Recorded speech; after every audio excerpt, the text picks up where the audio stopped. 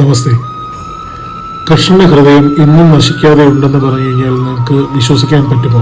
മഹാഭാരത യുദ്ധത്തിൽ കൗരവർ 100 പേരും മരിച്ചതിന് കാരണം കൃഷ്ണനാണെന്ന് കരുതി കൗരവയുടെ അമ്മയായ ഗാന്ധാരി ഭഗവാൻ കൃഷ്ണനെ ശപിച്ചു. ഇങ്ങനെ എന്റെ കൗരവ വംശം ഇല്ലാതായോ അതുപോലെ തന്നെ നിന്റെ യാദവകുലം നിന്റെ കണ്ണിൽ തന്നെ ഇല്ലാതെയാകുമെന്ന് ശപിച്ചു. കാലത്തിന് ശേഷം കൃഷ്ണന്റെ യാദവകുലവും ഇതേപോലെ തന്നെ നശിക്കുന്നു. ഇതുകൊണ്ട് മനസ്സെല്ലാം തകർന്ന കൃഷ്ണൻ ഒരു കാട്ടിൽ ഒരു മരത്തിന്റെ കീഴിൽ തപസ്സിരിക്കുകയാണ്.